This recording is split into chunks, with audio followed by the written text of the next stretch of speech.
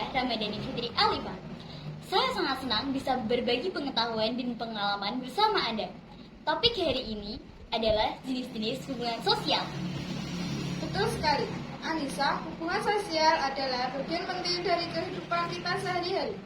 Kita semua memiliki hubungan dengan orang lain, baik itu keluarga, teman, rekan kerja, bahkan komunikasi online. Dan untuk membahas topik ini, kita kedatangan narasumber yang spesial, yaitu teman kita, Kaisar. Halo semuanya, terima kasih telah mengundang saya pada podcast seri ini. Saya senang dapat berbagi pengetahuan dan pengalaman tentang jenis-jenis hubungan sosial.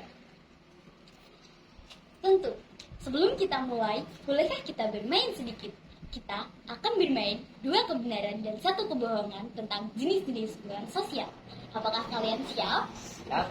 Oke, Kaisar, silahkan mulai. Baik, 2 kebenaran dan 1 kebohongan tentang hubungan sosial adalah: 1. Hubungan persahabatan dapat mempengaruhi kesehatan mental. 2. Hubungan keluarga sangat penting untuk perkembangan anak. 3. Hubungan sosial tidak mempengaruhi kinerja dan produktivitas kerja. Wah, menarik ya. Kamu bisa menebak gak mana yang bohong? Saya rasa bohongan adalah nomor 3. Betul sekali. Hubungan sosial sebenarnya dapat mempengaruhi kinerja dan produktivitas kerja. Hubungan yang positif dapat meningkatkan kinerja dan produktivitas. Sedangkan hubungan yang negatif dapat memperburuk kinerja dan produktivitas. Keren ya. Sekarang, mari kita mulai membahas topik utama kita.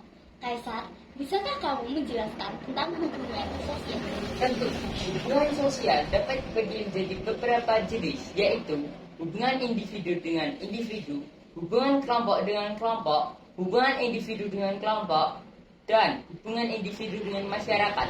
Hubungan individu dengan individu adalah hubungan antara 2 orang yang memiliki kesamaan minat dan tujuan. Contohnya adalah persahabatan atau hubungan keluarga. Hubungan kelompok dengan kelompok adalah hubungan antara kelompok dan kelompok yang memiliki tujuan atau kepentingan yang sama. Contohnya adalah kerjasama antara tim olahraga atau kelompok kerja. 3. Hubungan individu dengan kelompok. Hubungan antara individu dengan kelompok yang memiliki kesamaan minat dan tujuan. Contohnya adalah partisipasi dalam kegiatan klub atau organisasi. Hubungan individu dengan masyarakat. Contohnya, hubungan antara individu dengan masyarakat adalah hubungan antara individu dengan masyarakat yang memiliki kesamaan nilai dan norma. Contohnya adalah partisipasi dalam kegiatan sosial atau kegiatan komunitas. Wah, menarik. Bisa kamu menjelaskan lebih lanjut tentang hubungan individu dengan individu? Hubungan individu dengan individu dapat mempengaruhi kesehatan mental dan emosi individu. Hubungan yang positif dapat meningkatkan kesehatan mental, sedangkan hubungan yang negatif dapat memperburuk kesehatan mental. Betul sekali. Hubungan individu dengan individu juga dapat membantu kita tumbuh dan berkembang menjadi individu yang lebih baik. Kita dapat belajar dari pengalaman dan kesalahan orang lain. Individu dengan individu juga dapat memberikan kita dukungan emosional dan praktis. Kita dapat berbagi perasaan dan pengalaman dengan orang lain. Keren, sekarang mari kita membahas hubungan kelompok dan kelompok. Kaisar, bisa kamu menjelaskan tentang hal ini? Hubungan kelompok dengan kelompok dapat berupa kerjasama, konflik, atau kompetisi. Hubungan ini dapat mempengaruhi kinerja dan produktivitas kelompok. Betul sekali. Kerjasama dan komunikasi yang baik dapat membantu mencapai tujuan yang sama. Sedangkan konflik dan kompetisi dapat memperburuk hubungan dan kinerja kelompok. Ya, betul sekali. Hubungan kelompok dengan kelompok juga dapat mempengaruhi kesehatan mental dan emosi individu dalam kelompok. Keren, sekarang mari kita membahas hubungan individu dengan kelompok. Kaisar, bisa kamu menjelaskan tentang hal ini dan apa saja tantangan-tantangannya? Hubungan individu dengan kelompok dapat berupa partisipasi dalam kegiatan kelompok atau organisasi.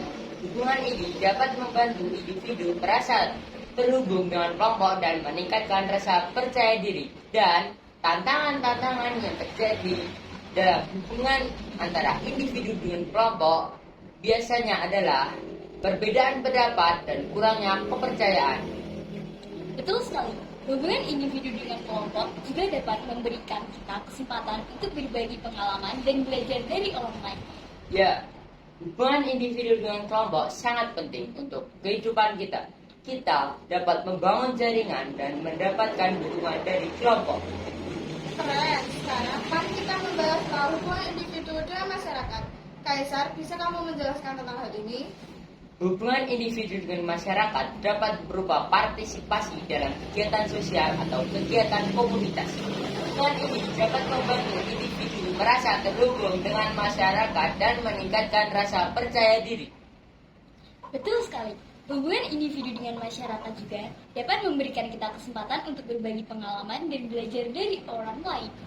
Ya, hubungan individu dengan masyarakat sangat penting untuk kehidupan kita. Kita dapat membangun jaringan dan mendapatkan dukungan dari masyarakat.